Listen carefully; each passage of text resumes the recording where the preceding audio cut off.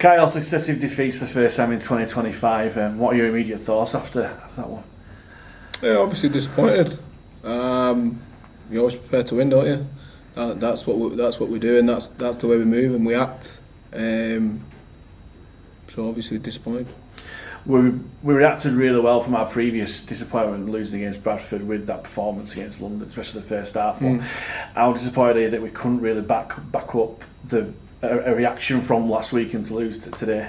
Yeah, it is disappointing.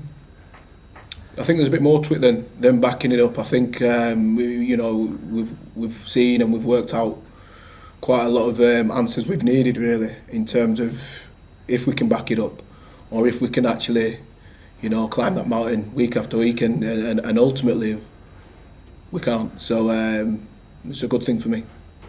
We're only 8-6 down at half time. Could have been 8-all, but Louis just missed that. Yeah. On halfway.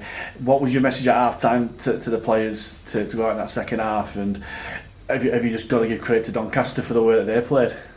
No, you've always got to give credit to. There's no excuses. You've got to give credit to the opposition.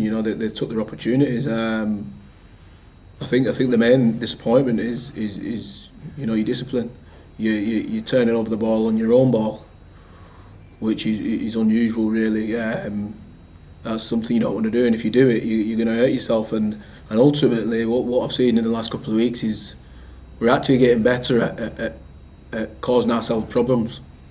So that's the way it is. It was all there to see for me, and like I said, it's disappointing, but that's just where they're at.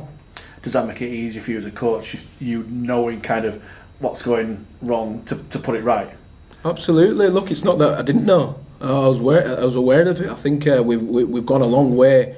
Probably reaping the benefits of a great pre-season, some organisation, sticking to the process, and ultimately at some stage we'll work out. If we can stick to that process, and if we can do it back to back, and we can't.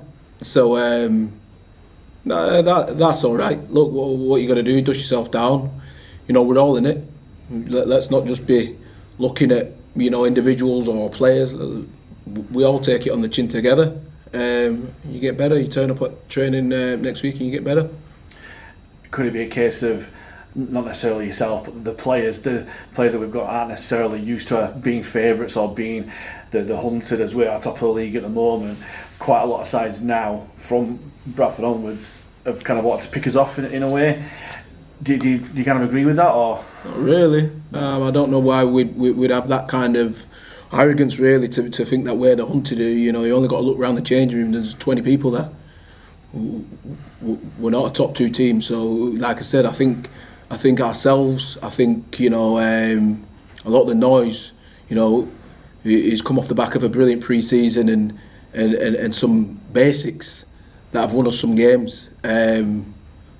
Let's not get carried away with a league table. Let's be smart enough to realise, we've got 20 players in the building, and to be honest, that needs to be addressed on it because this was always going to come.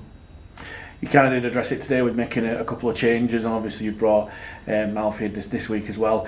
How far away is he from joining the side, and what were your thoughts on taking sort of start team for Restall and the others?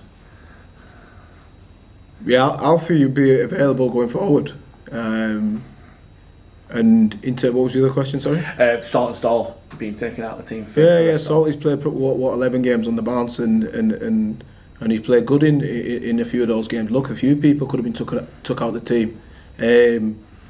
Looked a bit leggy, and I think he needed a spell because ultimately, there's times in the performance last week he didn't look like himself. So you've got a duty to look after your players, and like I said, there's a long season. Let's be respectful as well to Owen Restall, who's turned up every week and been the 18th man for that back three for the last 10 games, and still turned up and worked hard and done his stuff, and he's well deserving of a spot in the team. So Jack Hansen go back into the half-back, starting off as well with him as well. Yeah. Have you seen enough to carry on with that, or would you put it back to him at half-back? What are your thoughts on that one? Obviously very close to the end of the game. Yeah, yeah, why not? Like I said, Jack's been the halfback since the start of the season, all the warm-up games and then also the first, 7 games, so no, he couldn't play because based on, he was having, some personal stuff with, having a child and stuff like that, so Tommy come in, played and then started the following week. Yeah, there's no stress there. Really important that we do bounce back next week. What's your message to the fans who, again, we saw today loud and proud, yeah, but obviously had a couple of big losses back to back? Have we? Yeah. I don't see a couple of big losses. I see us probably roughly where we should be, really. If I was being brutally honest, and Pete, I said when I walked in, I'll be honest, whether we win or lose, let's get a bit of perspective of where we are as a club and where we are as a group. We're overachieving at the moment. So when we say a couple of big losses, let's put into perspective. We need to get better, of course we do, but at the same time, these lads have given everything. The same group of 20 people, every training session, every minute, every game. So look, these things are going to happen. Do you know what I mean? So let's have a bit of perspective. Let's get back to working hard. Let's manage this group so we can get a performance out of them, and then let's go again.